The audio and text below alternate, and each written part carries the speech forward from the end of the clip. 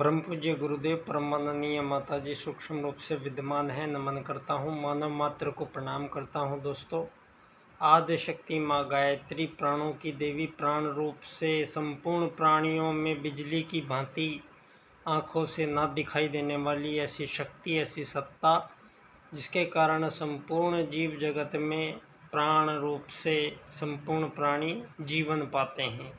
उन आदिशक्ति माँ गायत्री को हम नमन करते हैं।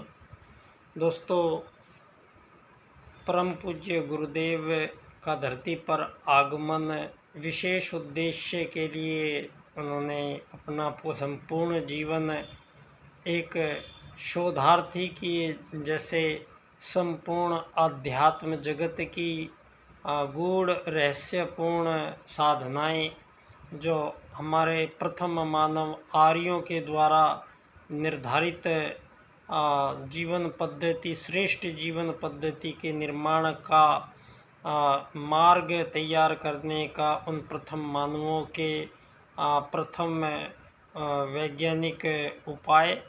दोस्तों, धरती के प्रथम मानव मनु, पहला मानव धरती पर उत्तराखंड क्षेत्र के नीचे के भाग में जन्मा, और मनु का पहला परिवार जब धरती पर मकान बनाकर रहना शुरू किया, वो लोग आर्य कहलाए। और आर्य इसलिए क्योंकि उन्होंने सर्वप्रथम आगमन काल के समय ही यहाँ पर धरती पर ऐसी विशिष्ट एक सूक्ष्म यज्ञ विज्ञान वैज्ञानिक धारा का आविष्कार किया, जिसके कारण दोस्तों आर्यों ने संपूर्ण ब्रह्मांड से अपना संपर्क सूत्र स्थापित किए थे और संपूर्ण सृष्टि के सुसंचालन में व्यवस्था बनाए रखना और मानव जीवन को भावी जीवन क्रम का मार्ग तैयार करके देना। दोस्तों, ये यहाँ पर प्रथम मानव आगमन काल जो हुआ है धरती पर, वो टाइप 5 और टाइप 6 श्रेणी का मानव आया था। दोस्तों, आज टाइप 1, 2, 3, 4, 5 श्रेणी के मानवों का जो मूल्यांकन किया गया है, आज दोस्तों इस विज्ञान जगत में आर्टिफिशियल इंटेलिजेंस को धरती पर आगमन हुआ है। और ये आर्टिफिशियल इंटेलिजेंस दोस्तों मानव के लिए एक वरदान भी है और मानव के लिए अभिशाप भी है।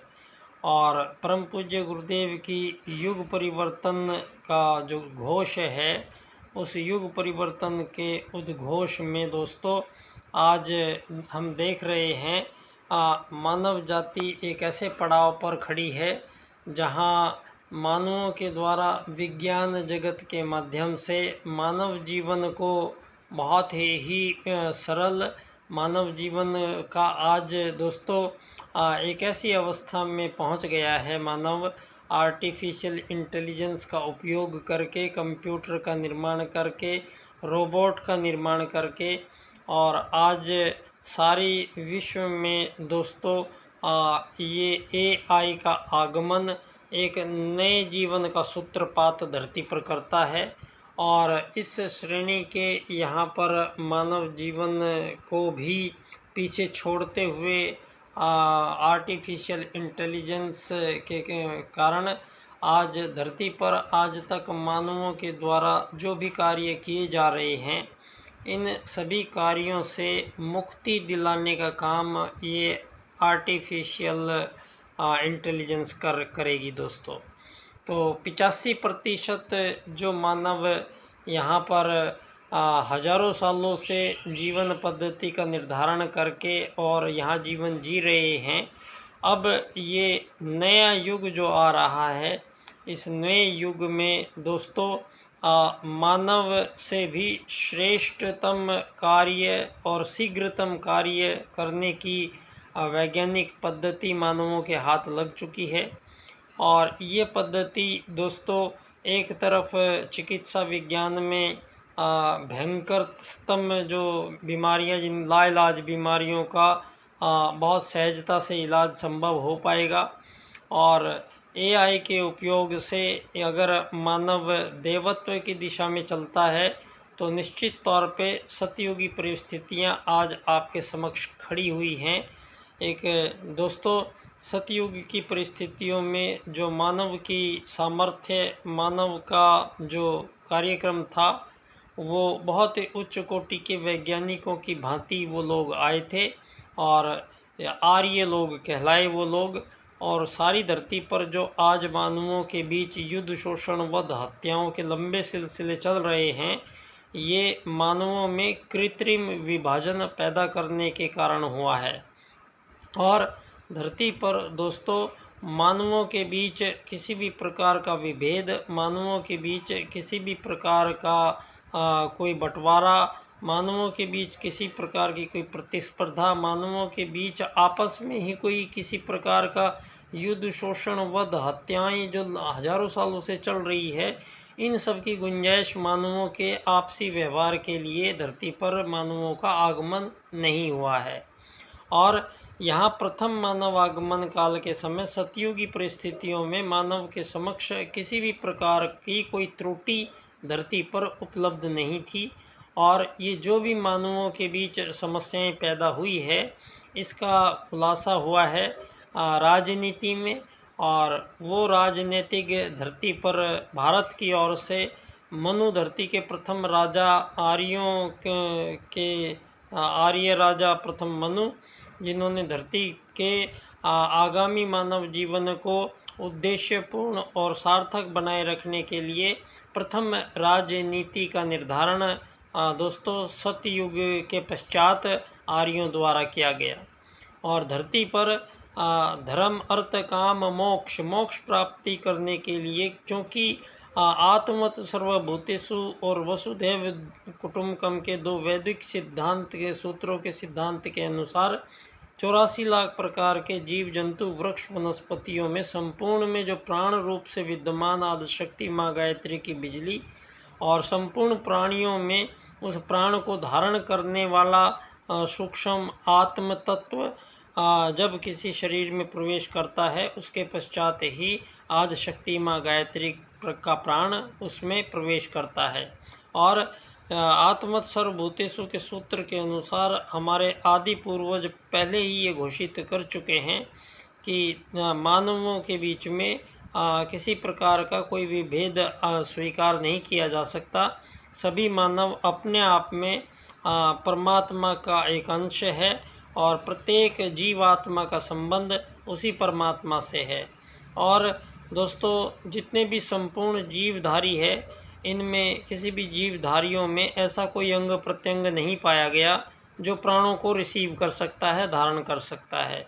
तो यहाँ ये स्पष्ट होता है कि वो सूक्ष्म सत्ता आत्मा है जो संपूर्ण जीवों में के शरीरों में प्रवेश करती है।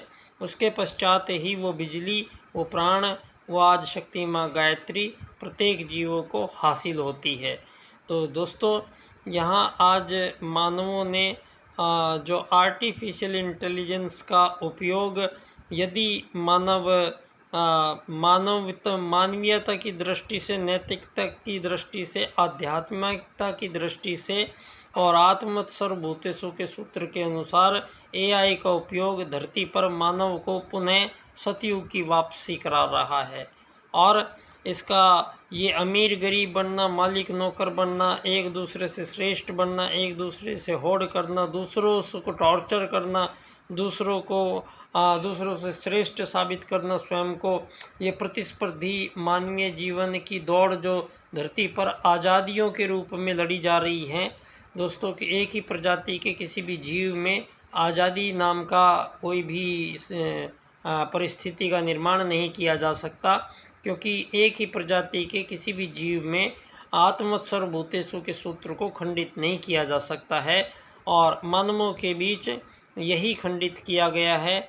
और धन आधारित जीवन पद्धति का निर्माण यहाँ पश्चिम ने सारे मानव जाति को आज एक ऐसे अंधे कुएं में धकेल दिया है जहाँ से निकलने के लिए कोई मार्ग नज़र नहीं आया दोस्तों। यहाँ लेकिन वो भारतीय आदि सनातन संस्कृति की हमारी मान्यताएं प्रथम मान्यता हमारा पुनर्जन्म का सिद्धांत वैज्ञानिक रूप से एकदम सत्य और सिद्ध हुआ है। और दोस्तों दूसरा, यहाँ धर्म की हानि होती है, अधर्म का विस्तार जब भी होता है तो परमात्मा को मानव देह धारण करके और सारे संसार में पुनः धर्म की स्थापना करने का जो आश्वासन है, यहाँ पर 9 बार परमात्मा को आना पड़ा है। दशम अवतार को भी इस बार आना पड़ा जब सारी दुनिया के मानवों के बीच कोई मार्ग ऐसा नज़र नहीं आ रहा है जो मानवों को पुनः एक दिशा में, एक लक्ष्य पे, एक रूपता को प्रस्तुत कर सके। लेकिन यहाँ परमात्मा सत्ता 10वीं बार प्रज्ञा अवतार के रूप में, कल्कि अवतार के रूप में परम पूज्य गुरुदेव का आगमन संपूर्ण आध्यात्म शास्त्र को, संपूर्ण हमारे वेद शास्त्रों को, हमारे वैदिक जीवन को, मानवों की श्रेष्ठ संभावनाओं को और मानवीय जीवन के लक्ष्य को पुनः निरूपण करते हुए 8 अरब मानवों के लिए एक ऐसा विशेष पैकेज तैयार किया गया है युग निर्माण योजना के अंतर्गत, जिसके 2 भाग हैं। प्रथम भाग है संसार में राजनीति के पुनर्निर्धारण का, पुनरुद्धार का महत्वपूर्ण कार्य जो सारे संसार में संपन्न हुआ है। ये युग निर्माण योजना के अंतर्गत ही हुआ है। और आत्मत सर्वभूतेषु के सूत्र की सिद्धि पंडित दीनदयाल उपाध्याय जी के माध्यम से सारे संसार के सम्मुख एकात्म मानववाद के राजनीतिक सिद्धांत के रूप में प्रस्तुत है। और पंडित दीनदयाल उपाध्याय जी के ही दूसरा एक क्रांतिकारी महत्वपूर्ण सूत्र जो सारी धरती पे प्रथम बार आया है, अर्थायाम। अर्थायाम में दीनदयाल जी स्पष्ट करते हैं किसी भी मानव को संपूर्ण जीवन काल में धन की कमी नहीं होगी किसी को, और ना ही किसी के पास धन की अधिकता होगी। ऐसी मानव जीवन जो आर्टिफिशियल इंटेलिजेंस का प्रयोग करते हुए आध्यात्मिक जीवन जगत में संपूर्ण मानव जाति को प्रवेश कराना, वही युग परिवर्तन होगा दोस्तों। और एक ऐसी दुनिया जहां मानवों के बीच संपूर्ण प्रकार के विभेद समापन होंगे। अब आर्टिफिशियल इंटेलिजेंस के बाद दोस्तों ना कोई ब्राह्मण होगा, ना कोई शूद्र होगा, ना क्षत्रिय होगा दोस्तों, ना कोई वैश्य होगा। सभी मानव एक समान यात्री बनके इस धरती पर आए हैं और यात्री बन के ही रहें और यात्री बन के ही जाएं। ऐसी स्थिति परिस्थिति, ऐसी राजनीति, ऐसी धर्म नीति, ऐसी समाज नीति, ऐसी विश्व नीति का निर्माण इन दिनों युग परिवर्तन में होगा। तो बहुत बहुत धन्यवाद। एक ऐसी दुनिया जहां मानव वास्तव में सतयुग में प्रवेश करेगा और मानव बहुत ही उच्च कोटि का ज्ञान विज्ञान से लैस होकर धरती पर प्रस्तुत है। धन्यवाद बच्चा डॉक्टर।